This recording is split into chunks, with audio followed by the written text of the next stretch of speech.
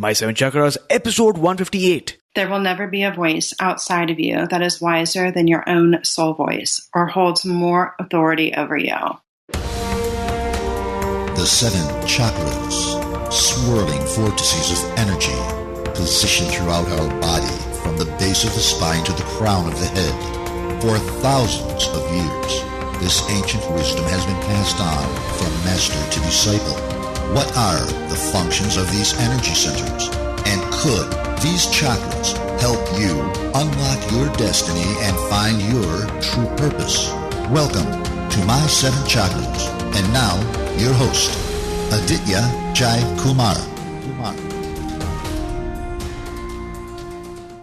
What's up, Action Tribe? AJ here, your host, your friend, and your fellow action taker. And I'm coming to you all the way from Vancouver, British Columbia, Canada. One more time to inspire and help you embark on a human revolution. This is your on-demand radio station for a transformation, your oasis for ancient wisdom. And if you've been wanting to make a change in your life, then you are at the right place at the right time, Action Taker. As always, we have a really inspiring episode in store for you today. But before that, I have one small announcement. Making a change in your life is not easy because it's just not about the principles and techniques and modalities that you learn about. It's about transforming the way you think. They say that you are the sum average of the people that you hang out with, and that is exactly the reason why I've created a private Facebook group for Action Tribe so that you can truly embark on a transformation. You can ask questions, mingle with other members, and feel like you are part of something larger than yourself. And our group is growing each and every day. To join the My 7 Chakras private Facebook group, all you have to do is type this link onto your browser. That's my7chakras.com/tribe, my7chakras.com/tribe. And once you hit join,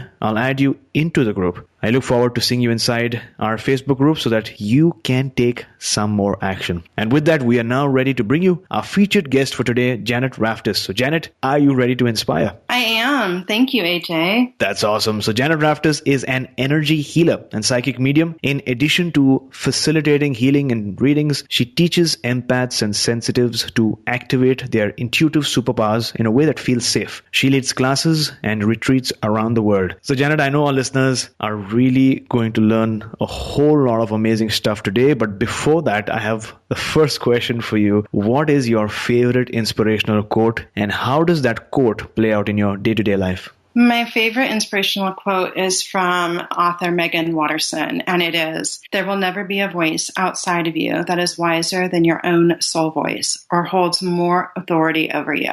And this quote is very special to me because I truly believe that we have everything that we need to know is accessible to us, through us, by going within, connecting to our higher selves. And that when we learn to really step into that, we feel so empowered and a flow of life opens up for us that is very, very beautiful. That's been my experience and one that I've been fortunate to be able to facilitate for others as well. I really love that quote and its message. Action Tribe, your soul's voice is wise. My question to you is, are you listening to your soul's voice? And if not yet, you are already on your journey because you've taken so many steps, and you're going to learn some really amazing insights today that will help you get one step closer to listening and tapping into the power of your soul's voice. So let's dive in. Janet, what is intuitive development? Well, intuitive development sort of traditionally has been perceived as really accessing the upper chakras, the 7th and 6th chakras, opening up to spirit, connecting to spirit, angels, guides, activating our intuitive senses. And that is the truth.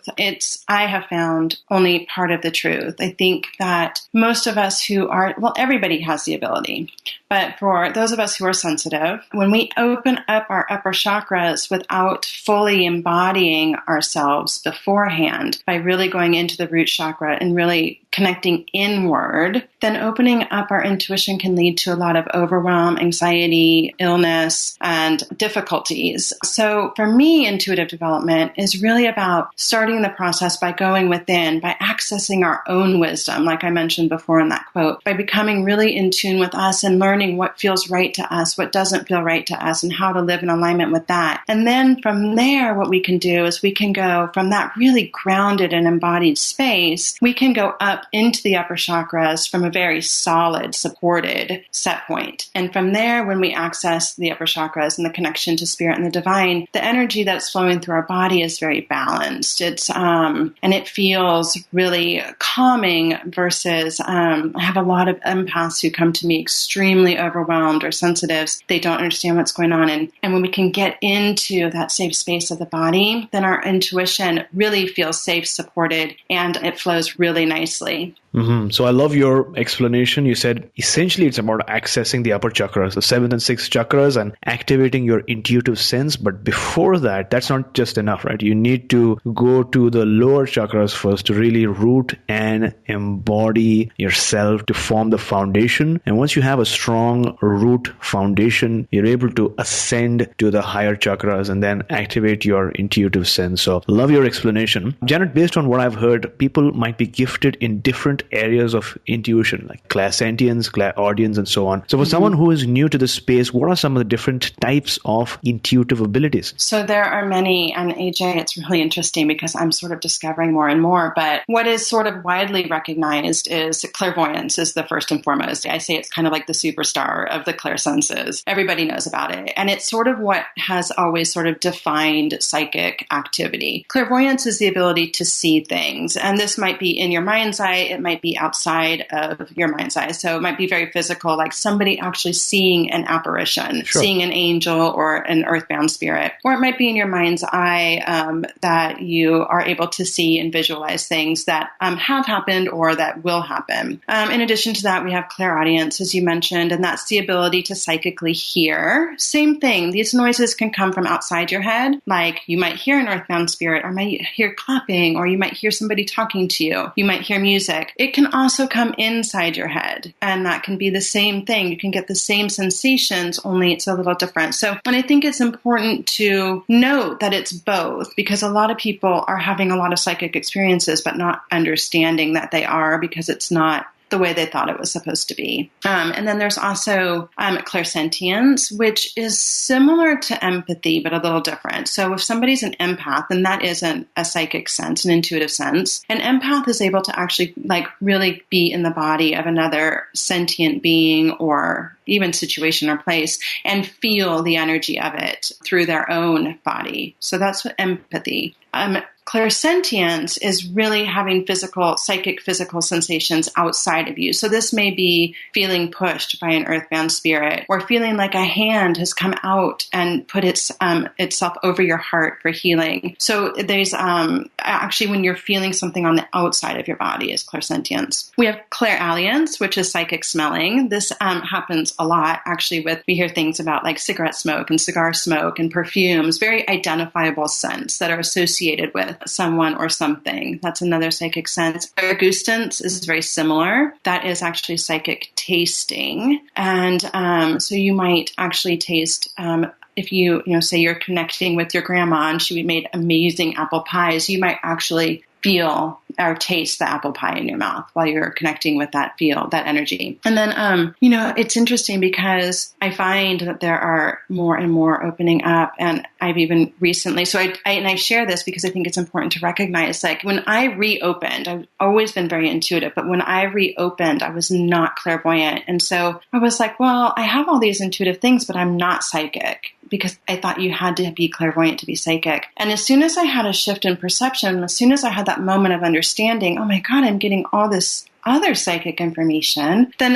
the clairvoyance came, it opened up, because I was starting to fill in the information. And then the clairvoyance was able to just pop open. But I've really gotten to this point of understanding, and I think this is, so important in all of our development, is that, we live in a field of infinite potential, limitless possibilities. So there's really nothing that we can't experience. And if we go into intuitive development with this open, mind and open heart, and, always with the best and highest good in mind, then we can really start accessing things we didn't know possible. So something that's been happening for me recently is that I'm psychically experiencing textures. And I don't really know how to say it, but I'm experiencing the sensation of texture textures without actually touching things. So, you never know what might happen.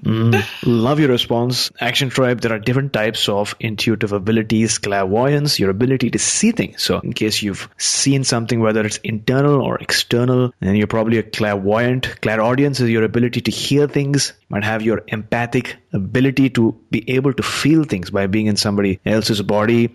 Similarly, clairsentience, to feel someone inside your body. Is that correct? Clairsentience? Outside of you. Okay. Clairsentience is outside of you. Mm-hmm. Okay, so clairsentience is really feeling someone outside your body. Clairalience is to be able to smell something psychically, and clairgustance is the psychic tasting. So many different things and so many different sensations that people are trying to make sense of and then giving them names. So really it's about learning more and more about how you can tap into the intuitive signs that you're getting from all directions. So diving a bit deeper, as you know, many of our listeners are gradually awakening to their intuitive abilities. What are some signs that a person might experience that sort of suggest that they might be an intuitive? So one of the most common that I see in my clients is they start to really, really pick up on the feelings and emotions of others. So empathy is something that it comes very early for most sensitives, and there's a lot of not understanding it. So if you're feeling overwhelmed by crowds, if you're feeling overwhelmed by noises or being around a lot of people, if you are interacting with people and then feeling drained or hyper energized afterwards, this is something that may be cluing you in that you're experiencing more than just what is yours in those situations. Also, a lot of people that I work with come to me and everybody's different.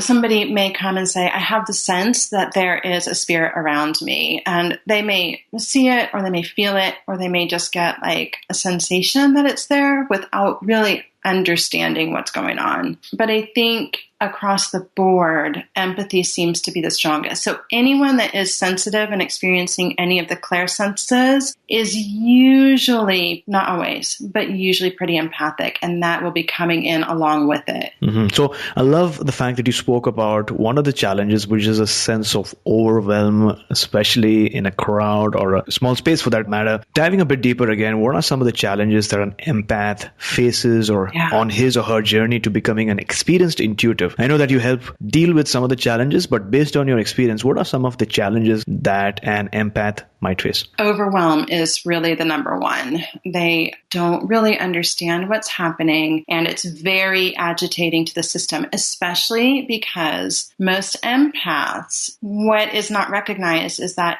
people who are empathic generally have been empathic their whole lives, but we have found ways to shut it down, right? Whether it's, numbing out in some way or ignoring it or whatever it might be. So what happens is right now we're in an awakening, like the sensitivities on the earth are growing stronger and stronger and stronger, and more of us are accessing this. So what's happening is that even people who've been pushing it down for 10, 20, 30, 40 years, that veil is being lifted. And so all their sensitivities that have been repressed are starting to wake up. And it's a sense of like, oh my God, like this is so much. All of a sudden, they don't know how to handle things that they used to be able to handle. So the overwhelm comes from that. Anxiety is another one. We've all kind of numbed out and come into our upper chakras. As a society as a whole, we are not grounded in our root chakra. And so what happens is the energy body becomes very top heavy, right? Your upper chakras are more open. Your bottom chakras are very small, typically. It looks kind of like a rigid tornado is how I feel it energetically. And when I'm working in my healing sessions, that's how it shows up. And so you can imagine it kind of makes you like kind of sway all over the place, right? You're not very resilient in that energetic construction. And so that lends itself to the overwhelm. It also lends itself to anxiety because your energy is not flowing through your whole body. So they're in the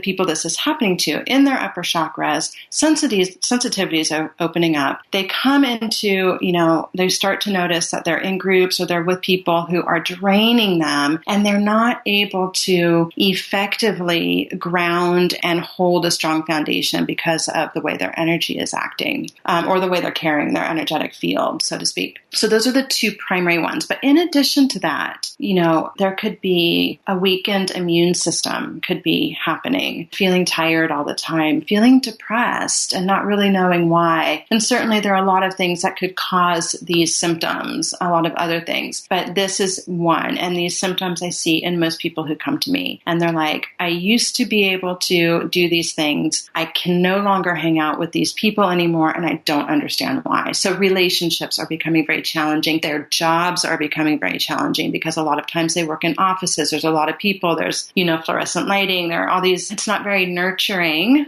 to the energy field. And so they're becoming overwhelmed in the environments. Mm-hmm. Firstly, I loved that you said that many of us might have received our gifts from birth, but we tend to suppress these gifts due to our surroundings. So what we're really doing is taking out these blocks and sort of acknowledging and embracing our gifts once again. Yes. And the fact that some people are upper chakra dominant, which sort of resembles like a tornado, which means that the upper chakras are strong, but you need to do some more work, some more exercises, some more practices on your lower chakras to really get grounded and embodied. That's really insightful for someone who's really interested in developing their intuition. Somebody who might recognize these signs that we've spoken about and have sort of said, okay, I might be more in the clairaudience side or maybe clairvoyant. How do you help? Could you walk us through your coaching program? What exactly are they going to learn during the program? So we start by doing the lower chakra energy and the embodiment work. Those are basically the first two modules we work with. Once we've gone through that, we do start to go into communicating with spirit guides and opening the clairsenses. And what we do is we start by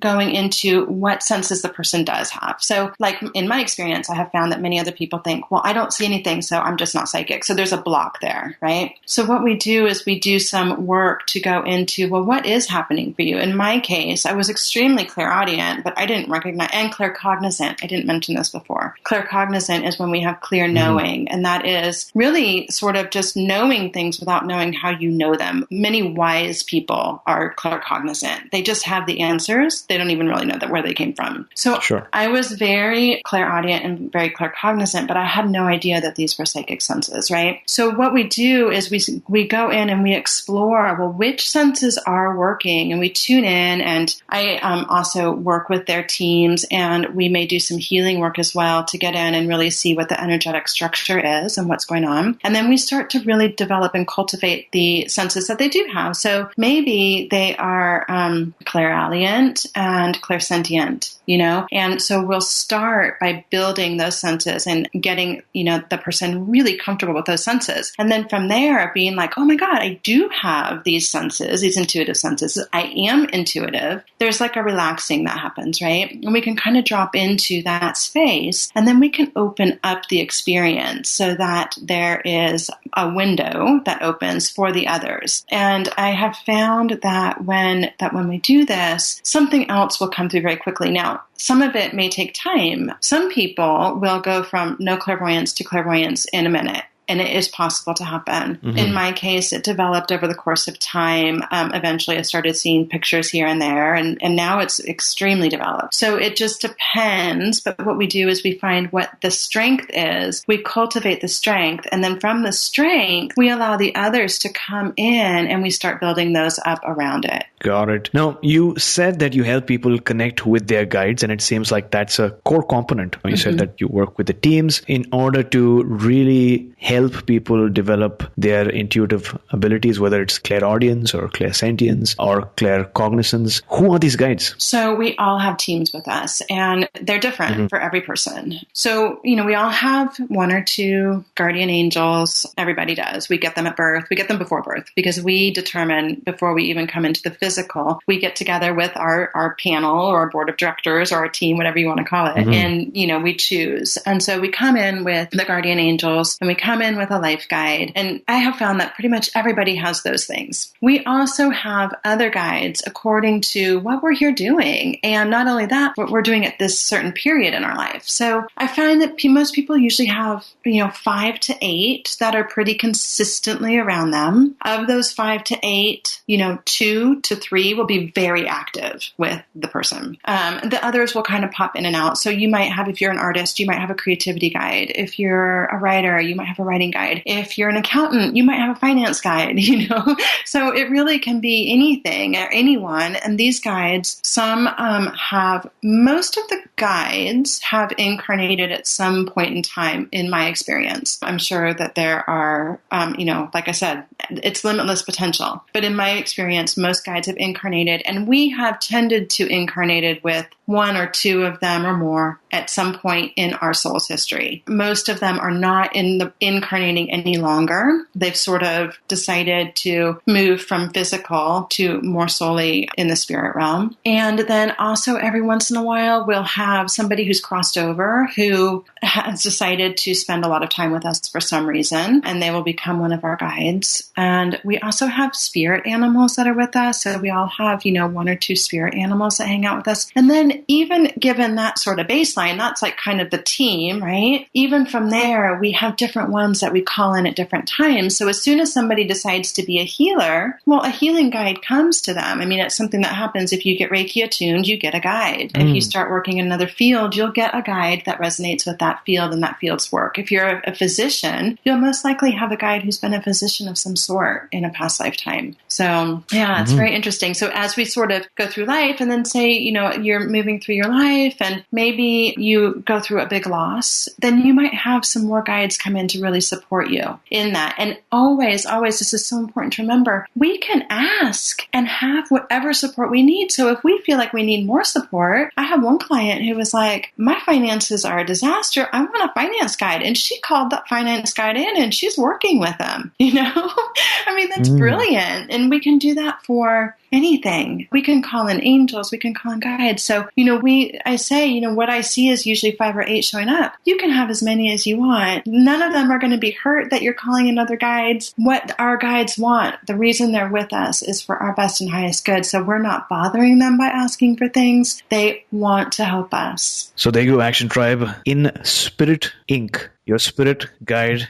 could be a full-time member, or your spirit guide could be a project consultant. Yes. Some are there throughout your life, and some are here to help you with a certain challenge or to develop a certain type of skill, whether it's public speaking, or if you're a doctor, you might have a doctor spirit guide. If you're a entrepreneur, you might have a entrepreneurial mind, or for that matter, if you're a new parent, you might have a spirit guide for that particular skill set and experience. So thanks a lot for that clarification. Janet, how did you first enter the field of intuition? As I said before, I was always intuitive, very, very connected to energy. I could, from a very young age, see energy very clearly, and I have very, very vivid memories of being very young and playing with it. Like just playing with energy and having a great time with it. I was highly empathic and as well. And so I shut down my sensitivities when I was very young because it was very overwhelming. When I was 33, a year after my son was born, I started to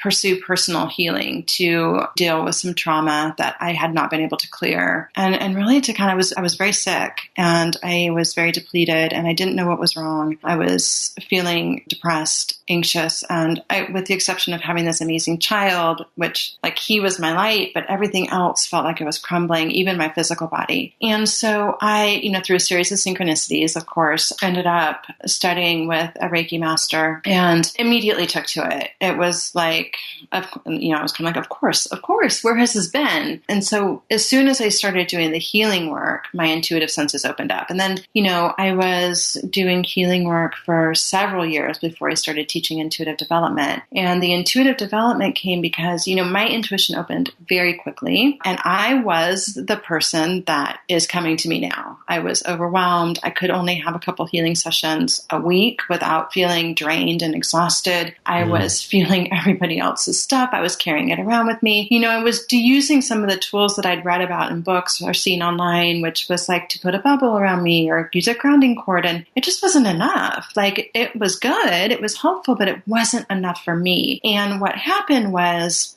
I started really working with my team. I did some core emotional healing, which was a huge part of my process and opened me up even more. But it also allowed me to kind of come into my intuition from this space of, okay, so what is not working here? And really, I started connecting with my team and getting information from them. And they started providing me with the tools and exercises that I needed to really get fully embodied. And when that happened, my intuition soared. I mean, I was very intuitive already, and it just opened up. And then from that space, I was like, oh, I want to share this with others because, I don't want others to have to experience what I experienced. This is a gift. And yet so many of us have felt burdened by it, right? And so I wanted to be able to help others really access it as the gift that it is. And as soon as I set that intention, they all started coming. So that's really the evolution of it. And I love it. I'm so passionate about it because I really see the shift that is able to be made. And for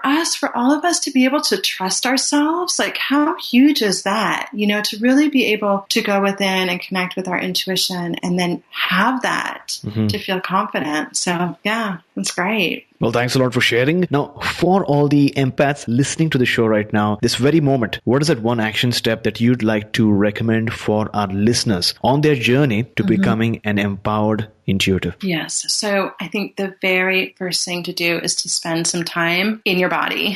And the best way to do this that I've found, a tool that was given to me by my guides, is to, every day, and really is helpful to do it in the morning, is to start your day by putting your feet on the ground and taking a few moments to breathe, just nice, rhythmic, your normal breath, but to start and do a body scan, to start down with your feet and to really feel your feet on the ground. Feel your feet on the ground. Feel them connected. Feel yourself in your feet. Feel how strong they are, how supportive they are. And then from there to work your way up your entire body, like noticing your body, feeling yourself structurally within your body. Feel yourself breathing, nice long breaths from your stomach, really letting that, life force energy move through you. And to go all the way through and do this scan. And from that space of starting your day, really, okay, I'm here. I'm in my body. I feel safe right now in this moment. I am safe.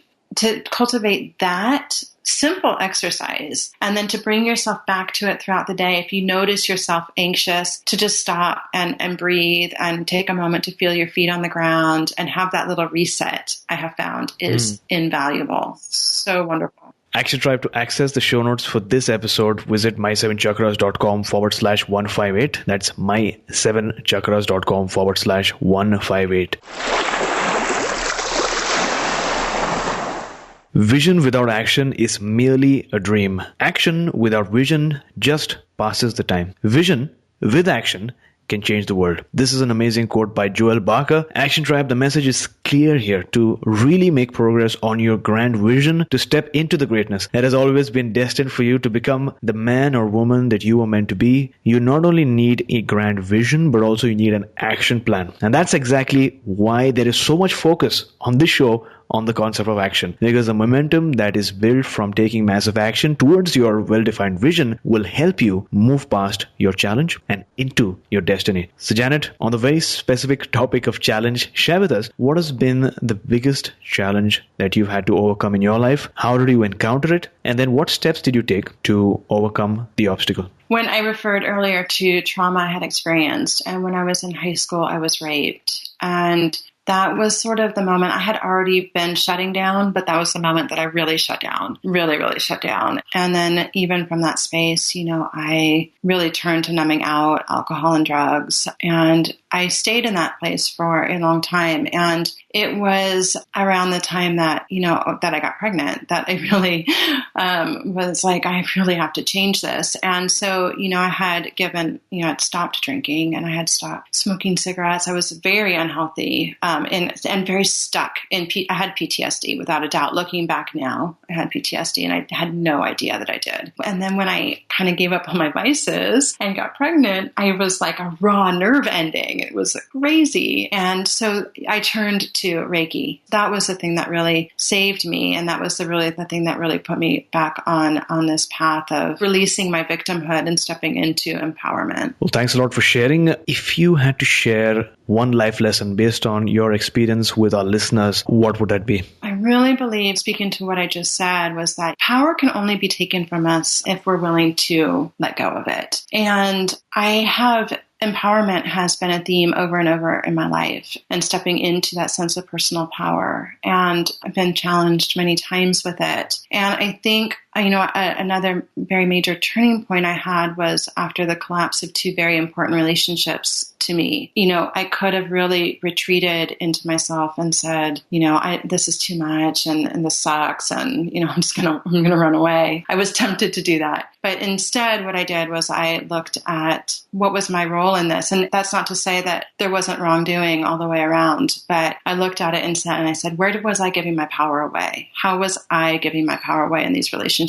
And then I said, how can I change that? And I really recognized that what I do day to day, how I live my life day to day is what I am creating. Like I got it. I really got it in that moment of, if I want things to change, I have to change. I have to do something different today. So today, what is my different step? What is my courageous step? What is the fear that I'm going to walk through? Well, thanks once again for sharing this story with us. I know going back to a moment in the past is never an easy experience. You shared that in high school, you were raped, which I'm sure was a traumatic experience. You had shut down. You turned to alcohol and drugs at a certain point, which was painful. And you realized at a certain point that you had to change your life because your health was bad, you had PTSD, and the whole experience, I'm sure, was painful. But at that point, you turned to Reiki, which is a topic that we've discussed so many times on our show. It's really, really therapeutic and life-changing, and you embraced it. And with your whole experience, you taught us that we need to let go and not run away, but really assess the situation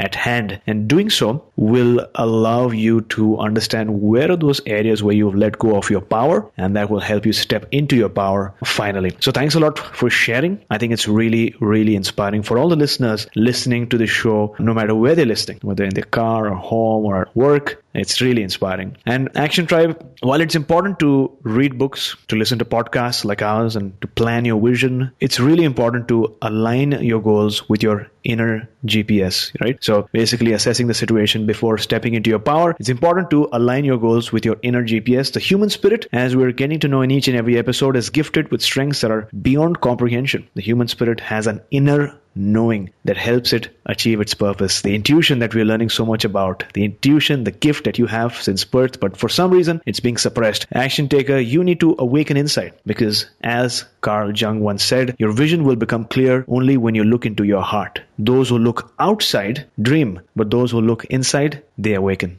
So Janet, as on today, what is your life's calling? This tuning into the inner guidance system is my life calling, helping other people to do that and helping them to heal along the way so that they can open into a more full sense of self. And so I believe that, through energy work and energy practices and embodiment work, we can really safely access our inner guidance system. But I also work with Alicia Miller, who does great core emotional healing. And we do a lot of work together. We do retreats together. And the reason is that we have found that those two things, core emotional healing and opening your intuition, go hand in hand very well. So if you do the core emotional healing, which is to access the repressed emotions and repressed trauma, then you move into the awakening from a much more empowered sense. And so my life's calling really is to, to work with the people who are on this end of the spectrum, my end of the spectrum, of opening the intuition and learning to trust themselves and have that inner guidance system working for them, whether they're at the grocery store or meditating or with their family on vacation, in any situation, but also to really help guide people to the healing that they need to create the foundation to step into that in a more empowered way. And a lot of times that comes through my work with Alicia Miller as well. So very passionate about it. So that's really inspiring. If you had to go back in time, was there ever a defining moment in your life, maybe a book that you read or a conversation that you had that really changed things for you? Yeah. So I read the book after the sort of a blow up of the two relationships I discussed a few moments ago. I felt really disempowered. I felt very victimized. I was really hurt. And yet I knew that I didn't want to go down that road. But I felt myself kind of getting stuck in some old patterns. And then through a series of beautiful synchronicities, I was led to the work of Megan Watterson and this amazing book that she wrote called Reveal, A Guide to Becoming Spiritually Naked. And that book talks about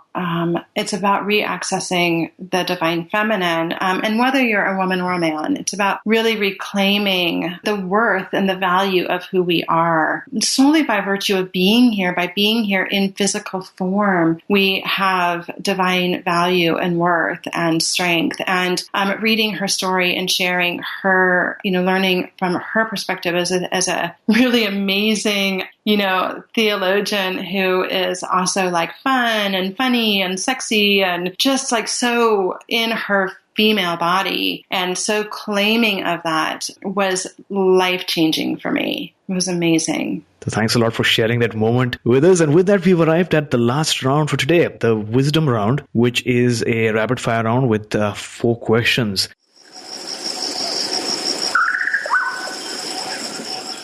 Janet, out of all the advice that you've received in your life, what is the best advice that someone's ever given you? This won't surprise you, AJ, but it is to trust myself over anyone else and to cultivate my inner connection and my inner voice. Sure. Name a personal habit that keeps you strong. The embodiment exercise that I mentioned earlier, it keeps me energetically strong and it keeps me physically strong because it keeps me in my body. It is something that I do every day, many times a day in some way, shape, or form. So what's your morning routine like? I have a son and my partner has a son. They're both adolescent boys. So we have kind of, and pets. I have a dog and a cat and a snake. So we have a really, really busy early morning. And so the first about 45 minutes to an hour is us sort of getting everybody fed and taken care of and out the door. And then after that happens, we go outside and we leave our phones inside. We go out on our porch and we drink tea together and we talk and connect and we share. And,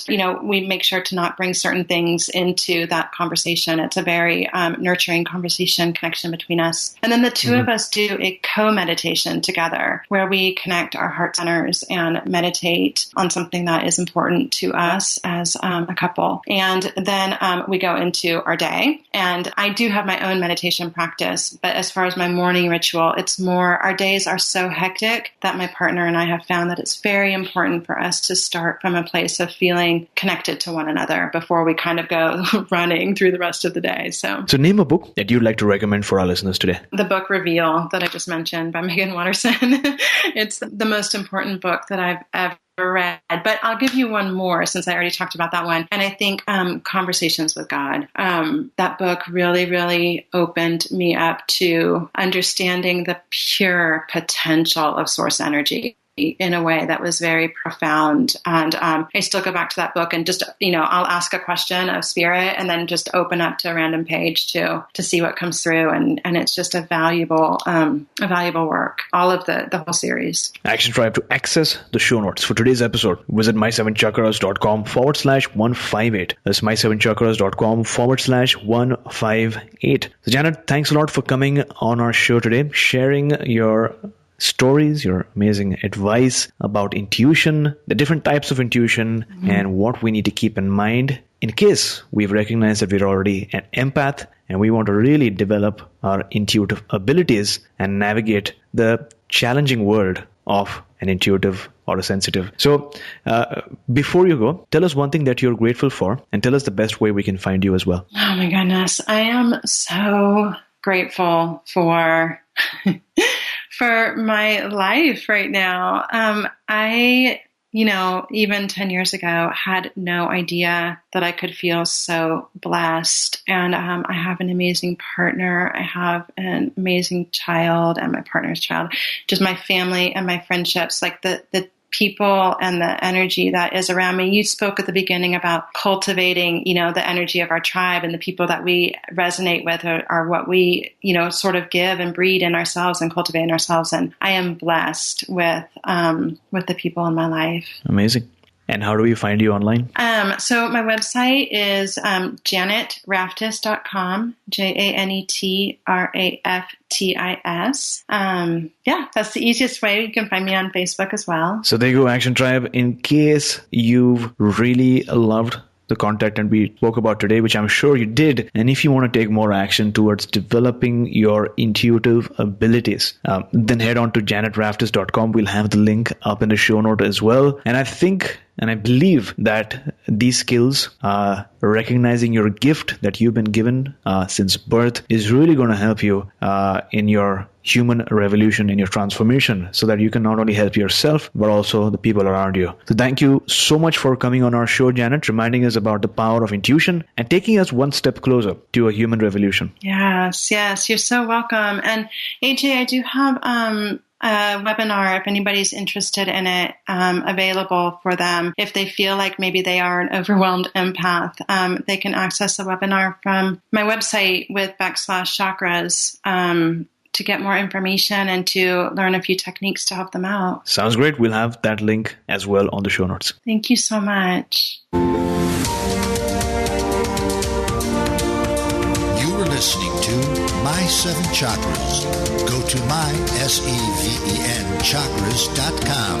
Download your free gift, get inspired, and take action. Transform your life today.